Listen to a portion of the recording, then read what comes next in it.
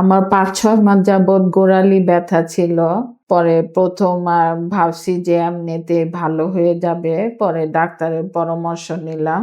X-ray দিছে, অনেক পরীক্ষা-নিরীক্ষা দিছে। পরে ওইখানে এক্স-রে রিপোর্টে ধরা পড়ছে যে আমার পায়ের গোড়ালিতে হাড় বাড়ছে।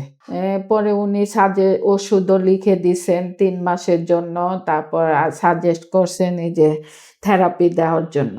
পরে এই যে এখানে আসলাম ভিশন থেরাপিতে, আল্লাহর রহমতে ১ মাস দেওয়ার পরে গত মাসের ২৮ তারিখে, দেওয়ার পরে আল্লাহর রহমতে অনেক আমি ইমপ্রুভ, মানে আমার আগে ব্যথা-ট্যাথা কমে গেছে।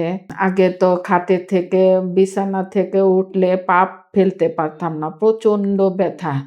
এখন আলহামদুলিল্লাহ সকালবেলা ঘুম থেকে উঠে আমার পায়ে কোনো ব্যথা নাই। তারপর অনেকক্ষণ বসার পরে, মানে নামলেও সোফা-টোফা বসার পরেও ওইখান থেকে নামলে পা ফেলতে পারতাম না, প্রচণ্ড ব্যথা করতো। এখন আল্লাহর রহমতে ওইটা নাই।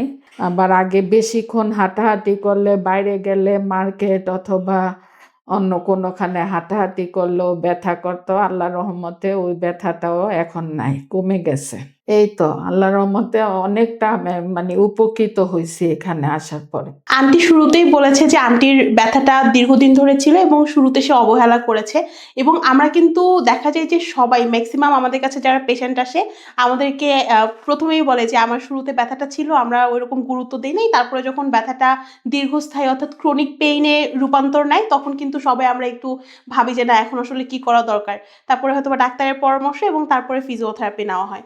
তো আন্টির যে সমস্যাগুলো ছিল আমরা এটাকে ক্যালকেনিয়াল স্পার বা হিল স্পার বলে থাকি।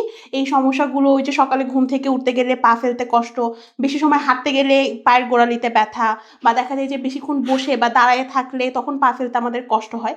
তো এই ধরনের সমস্যাই যদি আপনারা ভুক্তভোগী হয়ে থাকেন তাহলে কিন্তু আমাদের সাথে আপনারা যোগাযোগ করতে পারেন। ধন্যবাদ।